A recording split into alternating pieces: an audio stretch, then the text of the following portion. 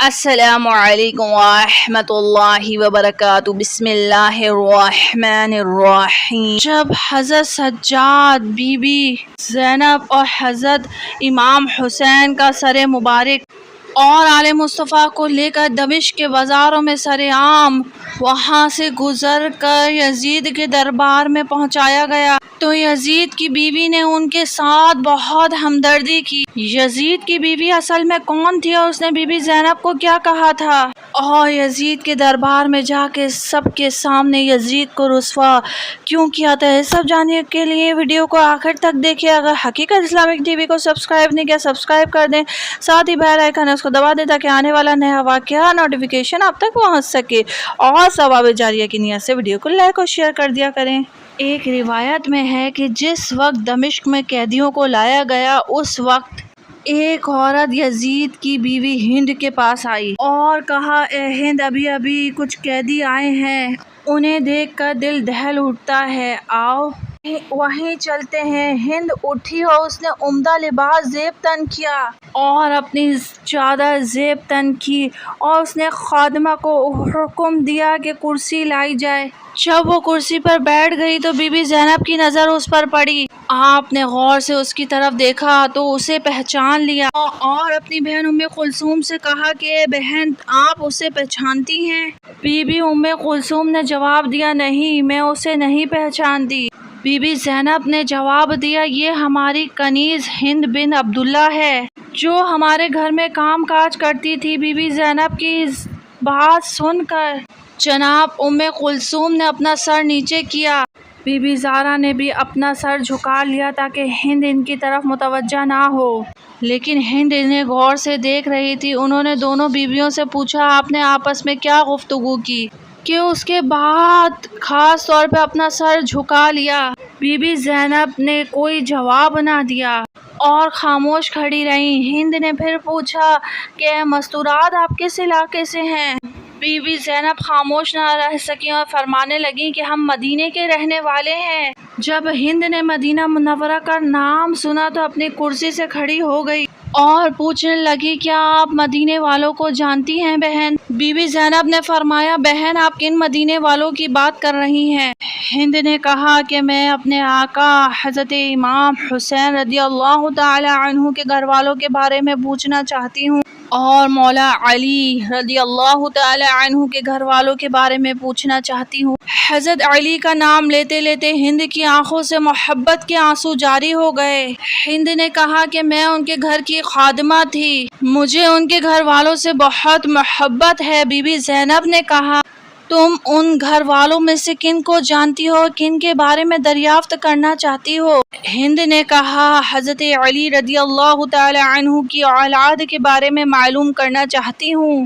میں آقا حسین اور اولاد حسین کا حال معلوم کرنا چاہتی ہوں، خاص الخاص میں اپنی آقا زادیوں زینب اور کلثوم کا حال معلوم کرنا چاہتی ہوں، اور اسی طرح حضرت فاطمہ الزہرا رضی اللہ تعالی عنہا کی دوسری اولاد کے بارے میں معلوم کرنا چاہتی ہوں۔ بی بی زینب نے ہند کی بات سن کر اشک بار آنکھوں سے جواب دیا، تو نے جو کچھ پوچھا ہے میں تجھے بتاتی ہوں۔ تو نے حضرت علی کے گھر کے بارے میں پوچھا تو ہم اس گھر کو خالی چھوڑ کر آئے تھے۔ تم امام حسین رضی اللہ تعالی عنہ کے بارے میں جاننا چاہتی ہو تو یہ دیکھو، ان کا کٹا سر تمہارے شوہر کے دربار میں رکھا ہے۔ تو نے حضرت عباس کے بارے میں پوچھا ہے تو ہم کربلا کی زمین میں سب کو بے غسل و کفن تپتی زمین پر چھوڑ آئے ہیں۔ تم نے اولاد حسین کے بارے میں پوچھا ہے تو ان کے سب جوان مارے گئے ہیں، صرف ایک حضرت سجاد باقی ہے جو تیرے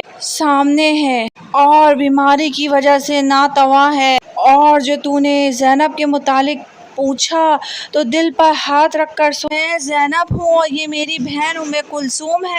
بی بی زینب کا درد بھرا جواب سن کر ہند کی چیخ نکل گئی اور کہنے لگی، ہائے میری آقا زادیوں، کیا ہو گیا اور میرے مولا کا حال کیسا ہے؟ ہائے میرے آقا مظلوم امام حسین، کاش میں اس سے پہلے اندھی ہو جاتا، فاطمہ کی بیٹیوں کو اس حالت میں نہ دیکھتی۔ روتے روتے ہند بے قابو ہو گئی اور پتھر اٹھا کر اپنا سر پیٹنے لگی۔ اتنی زور سے سر پیٹا کہ اس کا سارا بدن خون سے لال ہو گیا اور بے ہوش ہو گئی۔ جب وہ ہوش میں آئی تو بی بی زینب اس کی طرف متوجہ ہو کر فرمانے لگی، اے ہند، اب تم کھڑی ہو جاؤ اور اپنے گھر چلی جاؤ، کیونکہ تمہارا شوہر یزید بڑا ظالم شخص ہے۔ ہم اپنی مصیبت کا وقت گزار لیں گی، ہم یہ نہیں چاہتے کہ ہماری وجہ سے تمہارا سکون برباد ہو جائے۔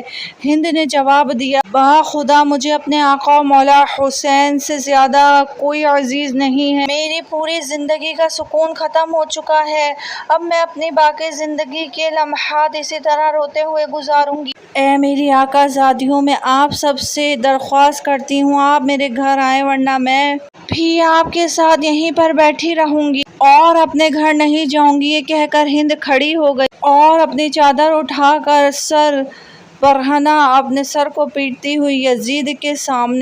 یزید اس وقت بیرون ملک سے آئے ہوئے سفرا کے ساتھ بیٹھا ہوا تھا۔ اس نے یزید سے مخاطب ہو کر کہا، اے یزید، کیا تم نے حکم دیا تھا کہ میرے آقا حسین کا سر نوک نیزے پر بلند کیا جائے اور دروازے پر لٹکا دیا جائے؟ یزید نے اپنی بیوی کو اس حالت میں دیکھا تو فوراً اٹھ کھڑا ہوا۔ بھری دربار میں اپنی بیوی کا سر برہنہ دیکھ کر اسے برداشت نہیں ہوا اور اسے چادر پہنائی اور کہنے لگا، ہاں میں نے حکم دیا ہے، اب تو نواسہ رسول پر ماتم کرنا چاہتی ہے تو بے شک کر، لیکن حقیقت یہ ہے ابن زیاد نے جلد بازی سے کام لیتے ہوئے امام حسین کو قتل کر دیا۔ جب یزید نے مکر و فریب سے بھرے ہوئے جملے کہے تو اس وقت اس نے ہند کو چادر اڑائی تو ہند نے کہا، خدا تجھے تباہ کرے۔